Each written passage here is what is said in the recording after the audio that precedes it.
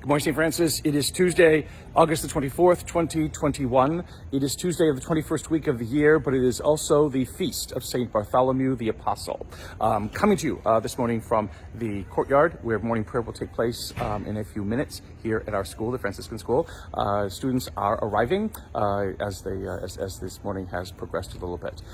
St. Bartholomew's Day is honoring, yes, St. Bartholomew, who also was known sometimes as Nathaniel, but it unfortunately also remembers a terrible, awful massacre that happened in the mid-1500s during the wars of religion, during the Reformation, in France, in which a group of, I think it was in Paris, in which a group of Catholics, Catholic mob, unfortunately massacred a bunch of French Huguenots, the French Protestants. Again, not a happy day for Catholics, and not a happy day for Protestants, not a happy day for faith in God, for the gospel, for Christianity. And so we remember in one way with a tinge of sorrow and of pain this day that should honor someone whose incredulousness, that the one whom Philip points out to him as the Messiah could indeed truly be the Messiah.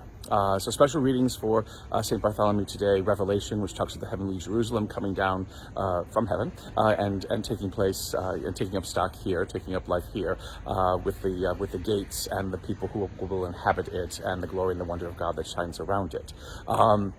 In the Gospel today from John, it is, again, Bartholomew is known as Nathaniel. And as the apostles have come to him to reveal the fact that the Messiah is now in their midst, Nathaniel Bartholomew asks, "Can anything good come from Nazareth?"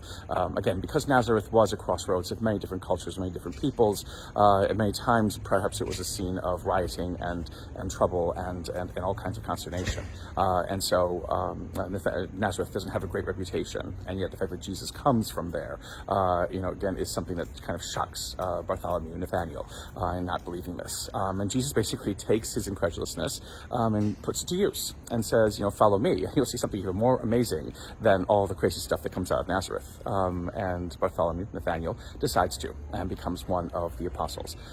Not knowing any more about that, about what happens to Nathaniel and Bartholomew, lots of legends, all kinds of things, but there's not much else history other than this kind of episode that's there in the Gospel of John.